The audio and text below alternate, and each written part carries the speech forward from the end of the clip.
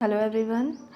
आज की इस वीडियो में सोशियोलॉजी के टॉप 30 क्वेश्चंस के बारे में डिस्कस करने वाले हैं। वीडियो स्टार्ट करने से पहले अगर आप चैनल पर नए हैं तो प्लीज़ चैनल को ज़रूर सब्सक्राइब कर ले। चैनल का नाम है गोल टू सक्सेस। अगर आप नेट, जेआरएफ, पीजीटी, जीआईसी या फिर असिस्टेंट प्रोफेसर एग्ज़ाम की तैयारी कर रहे हैं सोशियोलॉजी से, तो इस चैनल के साथ जुड़कर आप यहाँ से अपने स्टडी को कंप्लीट कर सकते हैं। प्लेलिस्ट में उन सभी वीडियोज़ के फोल्डर्स मिल जाएंगे, आप वहाँ से उन वीडियोज़ को देख सकते हैं। तो चलिए स्टार्ट करते हैं। फर्स्ट क्वेश्चन है, नैतिकता का अभाव आधुनिक समाज का प्रमुख लक्षण है, यह तर्क है। ऑप्शंस हैं Foucault, Anthony Wallace, Bauman, George Ritzer. आधुनिक समाज का जो लक्षण है वो नैतिकता का अभाव बताया है किसने? Foucault, Anthony Wallace, Bauman, George Ritzer options में है। तो यहाँ पर फर्स्ट क्वेश्चन का राइट आंसर क्या हो जाएगा? बोमेन। ऑप्शन सी यहाँ पर राइट आंसर हो जाएगा। और ये बोमेन आधुनिक समाज को विध्वंस का समाज कहते थे। याद रखिएगा, ऐसे करके भी पूछा जाता है, आधुनिक समाज को विध्वंस का समाज किसने कहा है? तो बोमेन ने कहा। और नैतिकता का जो अभाव है उसको आधुनिकता या आधुनिक समाज का प्रमुख लक्षण इन्होंने बताया है। तो यहाँ पर फर्स्ट क्वेश्चन का राइट आंसर ऑप्शन सी हो जाएगा। नेक्स्ट है the mirror of production. The mirror of production नामक पुस्तक किसने लिखी है? ऑप्शन है Karl Marx, Baudrillard, Simmel, Malinowski. The mirror of production important book है, किसकी है? मार्क्स, बोडिलार्ड, सीमेल, मेलानोव्स्की ऑप्शंस में है। तो यहाँ पर राइट आंसर बोडिलार्ड, ऑप्शन बी यहाँ पर राइट आंसर हो जाएगा। इनकी कुछ और भी बुक्स हैं जो कि इम्पॉर्टेंट है, जैसे कि symbolic exchange and death, symbolic exchange and death. Next है द सिस्टम ऑफ ऑब्जेक्ट्स। क्या है? The system of objects. Next book है द कंज्यूमर सोसाइटी। क्या नाम है? The consumer society. And last है the transparency of evil. The transparency of evil इनकी कुछ बोडिलार्ड की बुक्स थी। तो ऑप्शन बी यहाँ पर राइट आंसर हो जाएगा। नेक्स्ट है मैचिंग वाला है, जोखिम भरा समाज, भगोड़ा समाज, तार्किक समाज, नागरिक समाज है। तो यहाँ पर राइट आंसर क्या हो जाएगा? जोखिम भरा समाज किसका हो जाएगा? एंथोनी गिडेंस, सॉरी उल्ड्रिच बेक हो जाएगा। ठीक है, जोखिम भरा जो समाज है वो किसका हो जाएगा? उल्ड्रिच बेक हो जाएगा। जो इन्होंने भगोड़ा समाज बोला था वो एंथोनी गिडेंस का है। तार्किक समाज की बात आती है तो मैक्स वेबर हो जाएंगे। नागरिक समाज की बात आएगी तो हेगल हो जाएगा। ठीक है, तो यहाँ पर जो रिस्क सोसाइटी की बात की थी वो उल्ड्रिच बेक ने की थी, भगोड़ा समाज की बात की थी गिडेंस ने, तार्किक समाज हो जाएगा मैक्स वेबर, और जो नागरिक समाज है वो फ्रेडरिक हेगल से रिलेटेड हो जाएगा। तो यहाँ पर राइट आंसर क्या हो जाएगा? Option C. नेक्स्ट है फेमिनिज्म एंड सोशोलॉजिकल थियरीज नामक पुस्तक किसने लिखी है? फेमिनिज्म एंड सोशोलॉजिकल थियरीज जो बुक है वो किसकी है?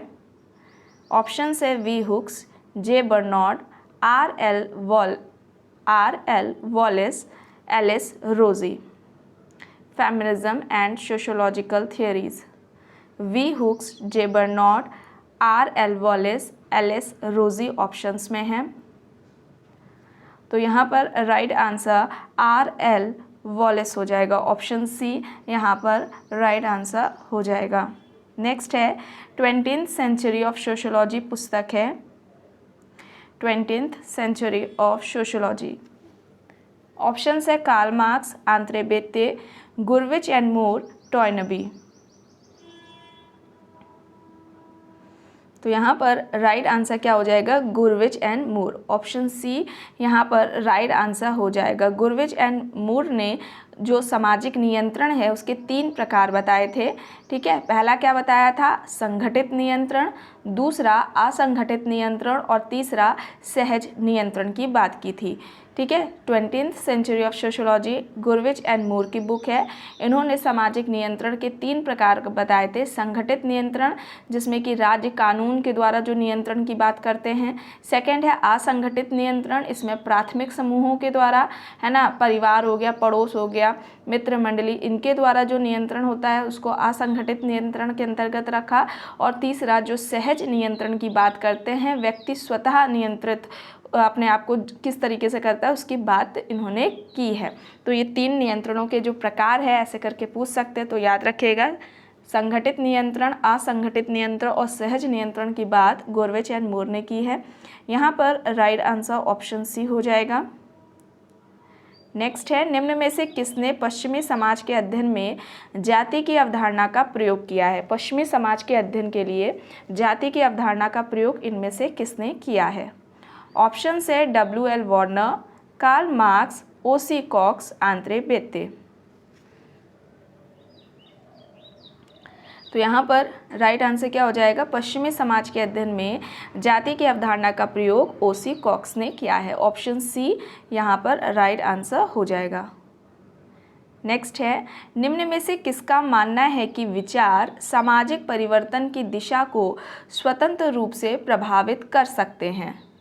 आइडियाज़ के बारे में कहा कि ये सामाजिक परिवर्तन की दिशा को स्वतंत्र रूप से प्रभावित कर सकते हैं। ऑप्शन है Karl Marx, Max Weber, Althusser, Blumer. Karl Marx, Max Weber, Althusser, Blumer options में हैं। तो यहाँ पर राइट आंसर क्या हो जाएगा? जो विचार है वो सामाजिक परिवर्तन की दिशा को स्वतंत्र रूप से प्रभावित कर सकते हैं, मैक्स वेबर का कहना है। ऑप्शन बी यहाँ पर राइट आंसर हो जाएगा। इनके कुछ इंपॉर्टेंट बुक्स देख लेते हैं। पहली है इकोनॉमी एंड सोसाइटी, पहली क्या बताई गई? Economy and society. नेक्स्ट है मेथडोलॉजी ऑफ सोशल साइंसेस, क्या है? Methodology of social sciences. Next book है the religion of India, the religion of India and the city book है, आप सभी को पता है। नेक्स्ट है the theory of social and economic organisation, the theory of social and economic organisation. ये कुछ मैक्स वेबर की बुक्स थी। ठीक है, तो यहाँ पर ऑप्शन बी राइट आंसर हो जाएगा। नेक्स्ट है, जब परिवर्तन में निरंतरता के साथ साथ परिवर्तन की जो परिवर्तन है वो दिशात्मक भी हो तो ऐसे परिवर्तन को उद्विकास कहा जाता है। ऑप्शन है Spencer, MacIver and Page, Ward, George Simmel. परिवर्तन में निरंतरता के साथ साथ परिवर्तन दिशात्मक भी हो जाए तो ऐसे परिवर्तन को उद्विकास कहा है, इनमें से किसने? Spencer, MacIver and Page, Ward, George Simmel हैं ऑप्शंस में। एंड यहाँ पर right answer MacIver and Page हो जाएगा। ऑप्शन बी यहाँ पर राइट आंसर हो जाएगा।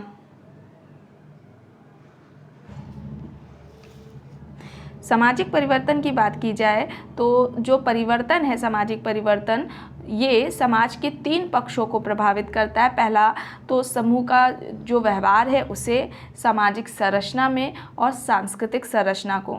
ठीक है, और मैकेवर क्या कहते हैं परिवर्तन के बारे में? सामाजिक संबंधों में जो परिवर्तन या बदलाव देखने को मिलता है उसके अंतर्गत उन्होंने सामाजिक परिवर्तन की बात की है। सोशल रिलेशंस में जो परिवर्तन होते हैं उसी को उन्होंने सामाजिक परिवर्तन कहा। एंथनी गिडेंस का क्या कहना था कि हर एक सामाजिक संरचना में एक अंतर्निहित संरचना होती है और जो ये अंतर्निहित संरचना होती है जब इसमें परिवर्तन आता है तो उसको ही उन्होंने सामाजिक परिवर्तन कहा। इंपॉर्टेंट डेफिनेशन है एंथनी गिडेंस की कि हर एक समाज में एक अंतर्निहित संरचना होती है या प्रत्येक सामाजिक संरचना में एक अंतर्निहित संरचना होती है। ठीक है, और ये जो अंतर्निहित संरचना है जब इसमें परिवर्तन आता है तो उसको हम सामाजिक परिवर्तन कहेंगे। ठीक है, तो ये एंथनी गिडेंस का कहना है। और समाज के 3 पक्षों को जो परिवर्तन होता है, सामाजिक परिवर्तन, वो समाज के 3 पक्षों को प्रभावित करता है। समूह के जो व्यवहार होते हैं उसमें परिवर्तन, सामाजिक संरचना और सांस्कृतिक संरचना को। तो यहाँ पर ऑप्शन बी राइट आंसर हो जाएगा। नेक्स्ट है Khas, family and law. Khas family and law, अब ये बुक किसकी है? ऑप्शंस है Frederic Le Play, IP Desai, LD Joshi, Evans Pritchard. Khas family and law book है। तो यहाँ पर राइट आंसर क्या हो जाएगा? खस family and law, LD Joshi. LD Joshi, option C यहाँ पर राइट आंसर हो जाएगा। नेक्स्ट है, किसने पश्चिमीकरण की अवधारणा पर आपत्ति दर्ज करते हुए आधुनिकीकरण शब्द को उचित माना? यानी कि पश्चिमीकरण की जगह आधुनिकीकरण शब्द को उचित माना था। ऑप्शंस में है MN Srinivas, Radha Kamal Mukherjee, Yogendra Singh, Daniel learner. पश्चिमीकरण की अवधारणा पर आपत्ति दर्ज करते हुए आधुनिकीकरण शब्द को उचित इनमें से किसने माना है? MN Srinivas, Radha Kamal Mukherjee, Yogendra Singh, Daniel Lerner options में है। एंड यहाँ पर राइट आंसर डेनियल लर्नर हो जाएगा। ऑप्शन डी यहाँ पर राइट आंसर हो जाएगा। क्या इनका मानना है कि जो पश्चिमीकरण है उसका दायरा सीमित है, संकुचित है, और पश्चिमी राष्ट्रों की जो पूंजीवादी और जो साम्राज्यवादी उनकी नीति है उस वजह से ये कई देशों में या कई लोगों का इनके प्रति, यानी कि जो साम्राज्यवादी नीति या जो पूंजीवादी नीति है पश्चिमी राष्ट्रों की, उसके प्रति ये हीन भावना रखते हैं, जिस वजह से जो है लर्नर पश्चिमीकरण पर क्या करते हैं, उसके जगह पर आधुनिकीकरण शब्द के प्रयोग करने को उचित मानते हैं। तो ऑप्शन डी यहाँ पर राइट आंसर हो जाएगा। नेक्स्ट है the passing of a traditional society, अब ये बुक किसकी है? ऑप्शन है योगेंद्र सिंह, समना, SC दुबे, डेनियल लर्नर। तो यहाँ पर राइट आंसर क्या हो जाएगा? Daniel learner. ऑप्शन डी यहाँ पर राइट आंसर हो जाएगा। नेक्स्ट है, किसने सामाजिक आंदोलन को किसी स्थानीय समुदाय या एकल घटना से परे जाकर व्यवस्थित प्रयास पूर्वक लोगों की सोच और व्यवहार के तरीकों को परिवर्तित करने वाले सामूहिक प्रयास के रूप में परिभाषित किया है? जो सामाजिक आंदोलन है इसे किसी स्थानीय समुदाय या एकल घटना से परे जाकर व्यवस्थित प्रयास पूर्वक लोगों की सोच और व्यवहार के तरीकों को परिवर्तित करने वाला जो सामूहिक प्रयास है उसके रूप में इनमें से किसने परिभाषित किया है? ऑप्शंस हैं Robert Ash, N.J. Smelser, Anthony Wallace, Warner.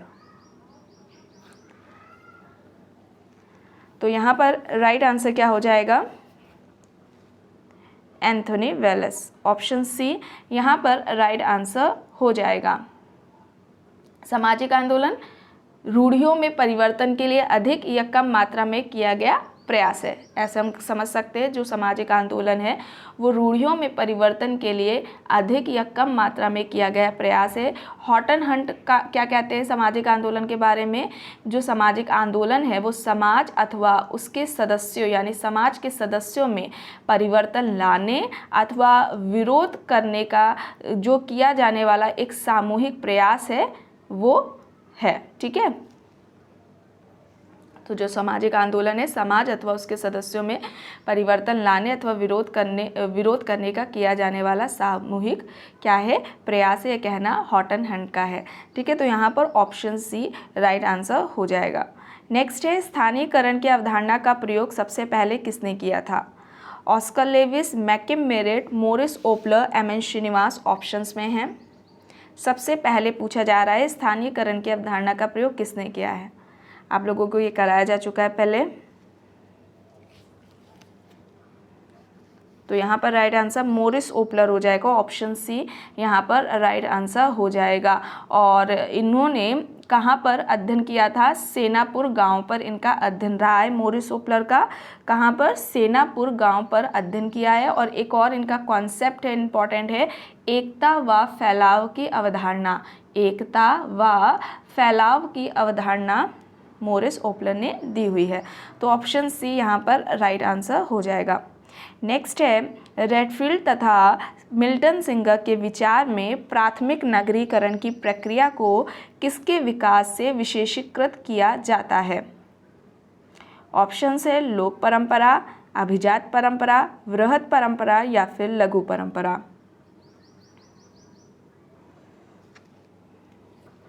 तो तो यहाँ पर राइट आंसर क्या हो जाएगा, लघु परंपरा। लघु परंपरा और वृहत परंपरा की जो बात है वो किसने की है, रॉबर्ट रेडफील्ड ने की हुई है। ऑप्शन डी यहाँ पर राइट आंसर हो जाएगा। नेक्स्ट है, किसने परिभाषित किया है कि कोई भी समूह इस कारण बनता है कि कोई स्वार्थ उसके सदस्यों को परस्पर संयुक्त रखता है। ऑप्शंस हैं एडवर्ड सापिर, एम जिन्सबर्ग, मैकएवर, कूले। कोई भी समूह इस कारण बनता है कि कोई स्वार्थ है जो उसके सदस्यों को परस्पर संयुक्त रखता है। ये किसका कहना है, इम्पॉर्टेंट है, एडवर्ड सापिर। ऑप्शन ए यहाँ पर क्या हो जाएगा, राइट आंसर हो जाएगा। समूह के बारे में अगर जॉनसन की बात करें तो जॉनसन समूह के निर्माण के लिए क्या बताते हैं कि व्यक्तियों में जो सहयोग है, आपसी सहयोग को समूह के निर्माण के लिए एक महत्वपूर्ण या आवश्यक तत्व के रूप में बात करते हैं जॉनसन। एंड हॉट एंड रेस की बात की जाए तो इन्होंने जो समूह है उसमें अंतरक्रिया में जो व्यक्ति हैं उनका एक संगठित क्या है, संग्रह। समूह अंतरक्रिया में संलग्न व्यक्तियों का क्या है, एक संगठित संग्रह है। तो इस तरीके से परिभाषित हॉट एंड रेस ने किया हुआ है। समूह के लक्षणों में बात की जाए तो 2 या 2 से ज़्यादा क्या होने चाहिए, व्यक्ति होने चाहिए, उनका समान उद्देश्य होने चाहिए, उनके बीच में पारस्परिक अंतरक्रिया होनी चाहिए, मनोवैज्ञानिक जो संबंध है वो होने चाहिए। ठीक है, तो यहाँ पर राइट आंसर क्या हो जाएगा, ऑप्शन ए हो जाएगा। नेक्स्ट है, वह परिवार जिसमें आपका जन्म हुआ, जिसने आपको एक नाम और पहचान प्रदान की, उसे क्या कहेंगे। ठीक है, वो परिवार जिसमें कि आपका जन्म हुआ है, जिसने आपको एक नाम और पहचान प्रदान की है, उसे क्या कहेंगे। Family of procreation, family of orientation, संयुक्त परिवार या फिर एकांकीय परिवार। तो यहाँ पर राइट आंसर क्या हो जाएगा, family of orientation. Option B यहाँ पर क्या हो जाएगा, राइट आंसर हो जाएगा। ठीक है, ये भी आपको पहले कराया जा चुका है, विलियम लॉयड वार्नर। ठीक है, नाम क्या है, विलियम लॉयड वार्नर ने नाभिकीय परिवार यानी कि न्यूक्लियर फैमिली के 2 प्रकार बताए थे। पहला बताया जन्म मूलक परिवार, जिसको फैमिली ऑफ ओरिएंटेशन कहते हैं। दूसरा प्रजनन मूलक परिवार यानी कि फैमिली ऑफ प्रोक्रिएशन। तो जो फैमिली ऑफ ओरिएंटेशन है यानी कि जन्म मूलक परिवार है, इसमें व्यक्ति का जन्म होता है, पालन पोषण होता है। इस परिवार में व्यक्ति प्लस उसके माता पिता और भाई बहन ये रहते हैं। फैमिली ऑफ प्रोक्रिएशन यानी कि जो प्रजनन मूलक परिवार है, इसका निर्माण व्यक्ति विवाह के बाद करता है, जिसमें कि पति पत्नी और उसके जो अविवाहित बच्चे होते हैं वो रहते हैं। ठीक है, और एक ही परिवार जन्म मूलक और प्रजनन मूलक दोनों ही हो सकता है। ठीक है, तो ये याद रखिएगा, इम्पॉर्टेंट है। किसने बात की है, विलियम लॉयड वार्नर ने बात की है। क्या होता है आप लोगों को बताया जा चुका है, स्टेटमेंट देकर पूछा जा सकता है, जैसे कि इसमें आपने अभी क्वेश्चन देखा है। ठीक है, तो ऑप्शन बी यहाँ पर राइट हो जाएगा। नेक्स्ट है, वर्तमान औपचारिक शिक्षा पद्धति अव्यावहारिक व अनुपयोगी है। और ये तर्क किसका है, वर्तमान में जो औपचारिक शिक्षा पद्धति है उसको अव्यावहारिक और अनुपयोगी बताया है किसने। ऑप्शंस है Parsons, Ivan Illich, Johnson, E.T. Hiller. तो यहाँ पर राइट आंसर क्या हो जाएगा, जो औपचारिक शिक्षा पद्धति है वर्तमान में वह अव्यावहारिक और अनुपयोगी कहना इवान इलिच का है। ऑप्शन बी यहाँ पर राइट आंसर हो जाएगा। इनके इंपॉर्टेंट बुक है, नाम क्या है, डिस्कूलिंग सोसाइटी। डिस्कूलिंग सोसाइटी इनकी बुक का नाम है। वर्तमान की जो औपचारिक शिक्षा है उसको अव्यावहारिक और अनुपयोगी बताते हैं। और इनका क्या कहना था कि समाज को विद्यालय रहित करने की आवश्यकता है। ठीक है, क्या कहना है कि जो समाज है उसको विद्यालय रहित करने की आवश्यकता की बात इन्होंने की हुई है, इवान इलिच ने। तो ऑप्शन बी यहाँ पर राइट हो जाएगा। नेक्स्ट है, किसके अनुसार शिक्षा का प्रमुख कार्य समाज के मानक और मूल्यों का संप्रेषण करना है। Michael young, Johnson, Linton, Durkheim. शिक्षा का जो प्रमुख कार्य है वो समाज के मानक व मूल्यों का संप्रेषण करना है। Michael young, Johnson, Linton, Durkheim options में है।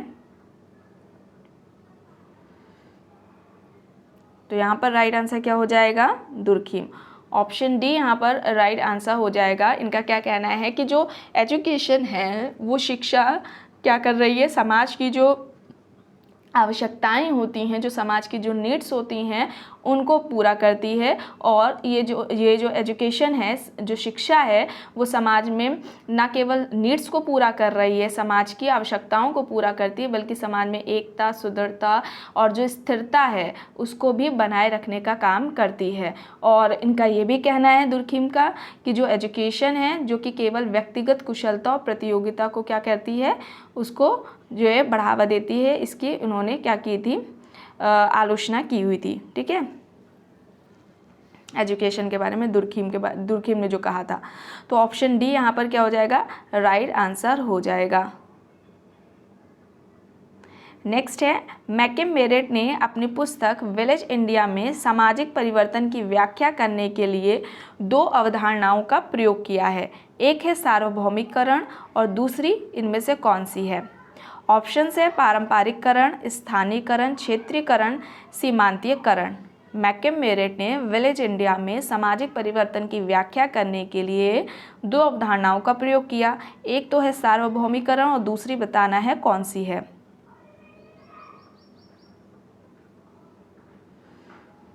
तो यहाँ पर राइट आंसर स्थानीयकरण हो जाएगा। ऑप्शन बी यहाँ पर राइट आंसर हो जाएगा। सार्वभौमिकरण की अवधारणा क्या है, स्थानीयकरण की अवधारणा क्या है, इस पर अलग अलग वीडियो बनी हुई हैं, प्लेलिस्ट में आप जाकर देख सकते हैं।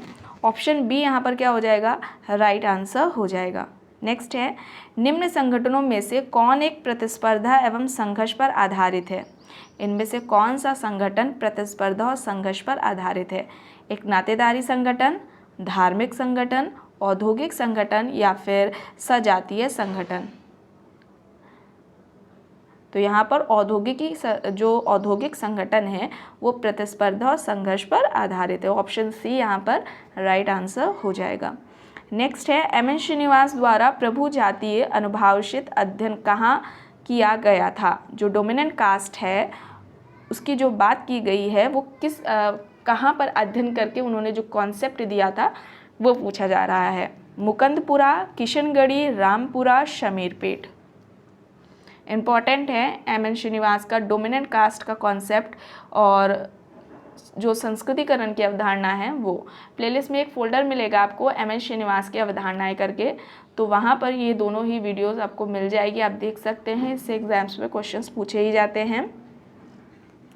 तो यहाँ पर राइट आंसर क्या हो जाएगा, रामपुरा। ऑप्शन सी यहाँ पर क्या हो जाएगा, राइट आंसर हो जाएगा। इनकी कुछ बुक्स के बारे में बात की जाए एम.एन. श्रीनिवास की, तो कौन कौन सी है? Village caste, gender and method, village caste, gender and method.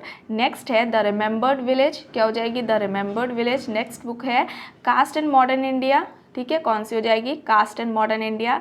Next है the dominant caste and other essays, the dominant caste and other essays. Next है religion and society among the Coorgs of South India. Most important है book, ये exams में काफ़ी पूछी जाती हैं। तो ऑप्शन सी यहाँ पर राइट आंसर हो जाएगा। नेक्स्ट है प्रत्यक्ष एवं प्रत्यक्ष सहयोग की अवधारणा किसने दी है? प्रत्यक्ष एवं अप्रत्यक्ष सहयोग की अवधारणा किसने दी है? Davis, Johnson, MacIver and Page, Gillin and Gillin options में है। तो यहाँ पर राइट आंसर क्या हो जाएगा, मैकेवर एंड पेज। मैकेवर एंड पेज हो जाएगा यहाँ पर राइट आंसर, ऑप्शन सी हो जाएगा। ऑगबर्न निमकॉफ की बात की जाए तो ये 3 तरह के सहयोग की बात करते हैं। समान सहयोग, ठीक है, समान सहयोग, मित्रवत सहयोग, सहायता मूलक सहयोग और विभेदीकृत सहयोग, ठीक है। ऑगबर्न निमकॉफ ने किन सहयोगी की बात की है? पहला समान सहयोग बताया, दूसरा मित्रवत सहयोग बताया, तीसरा सहायता मूलक सहयोग और लास्ट में चौथा जो बताया वो विभेदीकृत सहयोग बताया है। तो ये ऑगबर्न निमकॉफ का हो जाएगा। प्रत्यक्ष एवं अप्रत्यक्ष सहयोग की जो बात की है वो मैकेवर एंड पेज ने की हुई है। तो ऑप्शन सी यहाँ पर राइट हो जाएगा। नेक्स्ट है जिन प्रक्रियाओं के कारण समाज में अव्यवस्था, अराजकता तथा तोड़फोड़ की स्थिति उत्पन्न होती है उन्हें हम क्या कहेंगे? समाज में अव्यवस्था, अराजकता, तोड़फोड़ की स्थिति उत्पन्न होगी, ऐसी प्रक्रियाओं को हम क्या कहेंगे? ऑप्शंस हैं सहयोगी प्रक्रिया, आत्मसात की प्रक्रिया, असहयोगी प्रक्रिया या फिर व्यवस्थापन की प्रक्रिया। तो समाज में अव्यवस्था, अराजकता, तोड़फोड़ की जो स्थिति उत्पन्न करती है, ऐसी प्रक्रिया को हम असहयोगी प्रक्रिया कहेंगे। ऑप्शन सी यहाँ पर राइट आंसर हो जाएगा। गिलिन एंड गिलिन ने सामाजिक प्रक्रिया के 3 प्रकार बताए हैं। प्लेलिस्ट में आपको एक फोल्डर मिलेगा सोशल प्रोसेस, सामाजिक प्रक्रिया से रिलेटेड, तो वहाँ पर अच्छे से एक्सप्लेन किया गया है हर एक कॉन्सेप्ट को, ठीक है, वहाँ पर आप देख सकते हैं। तो यहाँ पर गिलिन एंड गिलिन ने सामाजिक प्रक्रिया है उसके बारे में कितने बताएं, 3 तरह के प्रकार बताएं। 3 तरह की सामाजिक प्रक्रिया होती है।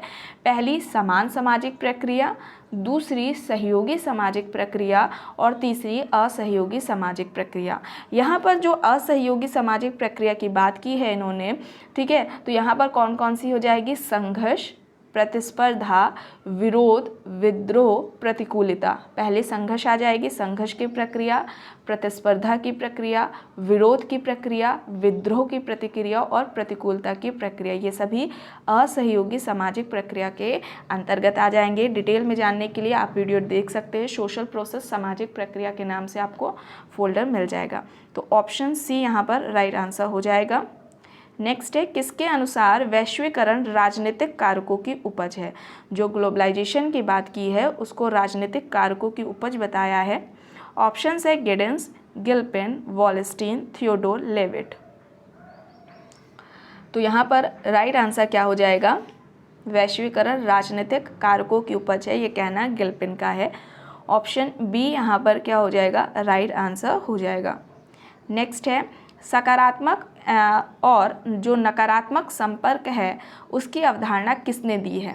सकारात्मक और नकारात्मक संपर्क पूछा गया है। तो ये जो अवधारणा है या संपर्क के 2 प्रकार, सकारात्मक और नकारात्मक, किसने बताए हैं। ऑप्शन है Gillin and Gillin, Kingsley Davis, MacIver and Page, Green. Gillin and Gillin, Kingsley Davis, MacIver and Page, Green options में हैं। संपर्क की बात पूछी जा रही है, सकारात्मक और नकारात्मक। तो यहाँ पर right answer Gillin and Gillin का हो जाएगा। ऑप्शन ए यहाँ पर राइट आंसर हो जाएगा, ठीक है। अब सकारात्मक जो संपर्क है उसके बारे में गिलिन का क्या कहना है। सकारात्मक संपर्क सहयोगी क्रिया को जन्म देती है। अब सहयोगी क्रियाएं क्या क्या होती हैं, अभी असहयोगी क्रियाओं या असहयोगी प्रक्रियाओं की बात की है ना, तो यहाँ पर सहयोगी क्रिया कौन कौन सी है। सकारात्मक संपर्क जो है वो सहयोगी क्रिया को जन्म देता है। अब कौन कौन सी सहयोगी क्रिया या प्रक्रियाएं हैं, समझौता आ जाएगा, इसमें संयोग आ जाएगा, सात्मीकरण हो जाएगा। जो नकारात्मक संपर्क है, ठीक है, ये असहयोगी सामाजिक अंतरक्रिया को जन्म देता है, संघर्ष, प्रतिस्पर्धा, विरोध, विद्रोह, प्रतिकूलता, ठीक है। तो ये सारे उसमें आ जाएंगे। असहयोगी सामाजिक अंतरक्रिया को जन्म दे रहा है नकारात्मक संपर्क, ये गिलिन ने बताया है। तो ऑप्शन ए यहाँ पर राइट आंसर हो जाएगा। नेक्स्ट है, किसने सामाजिक स्त्रीकरण को उच्चतर और निम्नतर सामाजिक इकाइयों में क्षैतिज विभाजन कहा है। ऑप्शन है P Ginsberg, Raymond Murray, F Lumley, M Neumeyer. P Ginsberg, Raymond Murray, F Lumley, M Neumeyer options में हैं। तो यहाँ पर राइट आंसर क्या हो जाएगा, रेमंड मुरे हो जाएगा। सोशल स्ट्रैटिफिकेशन का भी आपको फोल्डर मिलेगा, वहाँ पर भी एक्सप्लेन किया गया है और जितने भी क्वेश्चंस हैं वहाँ पर कराए गए हैं सोशल स्ट्रैटिफिकेशन से रिलेटेड। तो ये क्या है, सामाजिक स्त्रीकरण सार्वभौमिक प्रक्रिया है, हर समाज में देखने को मिलता है। किसी समाज में कम तो किसी समाज में क्या होता है, ज़्यादा देखने को मिलता है। सभी समूहों के बीच में क्या है, धन, शक्ति, प्रतिष्ठा, अवसरों का एक असमान वितरण जो होता है वो सोशल स्ट्रैटिफिकेशन में देखने को मिलता है। तो ऑप्शन बी यहाँ पर क्या हो जाएगा, राइट आंसर हो जाएगा। नेक्स्ट है, अपनी पुस्तक में किसने वर्णन किया है कि वेदों में अविवाहित व्यक्ति जो है उसको अपवित्र माना गया है। ठीक है, किसने अपनी बुक में ये बात की कि वेदों में जो अविवाहित व्यक्ति है उसको अपवित्र कहा गया है। ऑप्शंस हैं के M Kapadia, A S Altekar, A M Shah या फिर इनमें से कोई नहीं।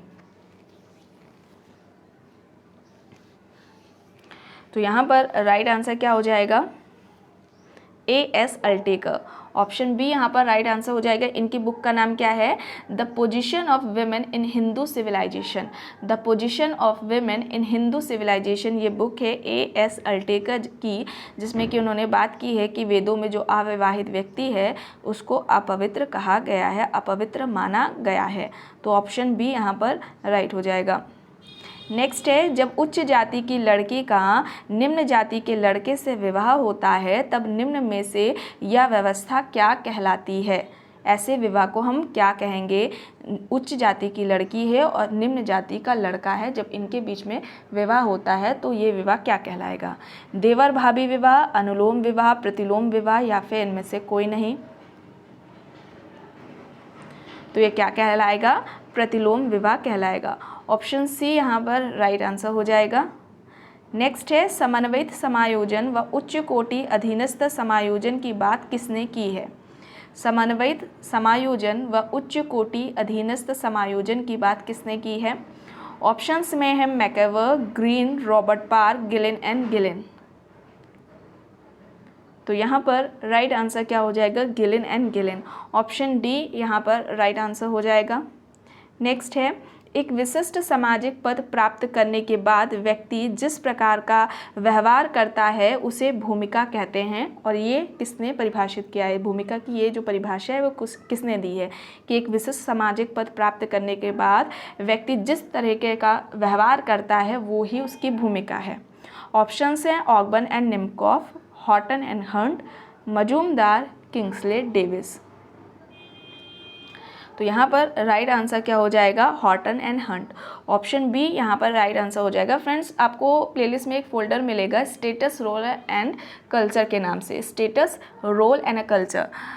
उस फोल्डर्स में आपको कुछ वीडियोस मिलेंगी जिनसे रिलेटेड उसमें उन वीडियोस में यानी कि स्टेटस, परिस्थिति क्या है, भूमिका क्या है, कल्चर, संस्कृति क्या है, इन सभी से रिलेटेड जितने भी टाइप के इंपॉर्टेंट क्वेश्चंस बनते हैं उनको कराया गया। जैसे कि बहुल भूमिका क्या है, परिस्थिति जो प्रतिमान है वो क्या है, किसका कॉन्सेप्ट है, स्टेटमेंट देकर आपके एग्जाम्स में पूछा जाता है ना बहुल भूमिका क्या होती है, स्टेटमेंट दे देंगे, पूछ लेंगे क्या है, तो उन सभी को कराया गया है, वहाँ अच्छे से देख लीजिएगा। तो ऑप्शन बी यहाँ पर क्या हो जाएगा? राइट आंसर हो जाएगा। तो फ्रेंड्स, आज की वीडियो में बस इतना ही। आई होप ये आपको वीडियो पसंद आई होगी। अगर पसंद आई है तो प्लीज़ लाइक करिएगा एंड चैनल पर नए हैं तो प्लीज़ चैनल को भी ज़रूर सब्सक्राइब कर लीजिएगा एंड इस वीडियो को जितना हो सके ज़्यादा से ज़्यादा लोगों के साथ शेयर भी ज़रूर करिएगा। Thank you.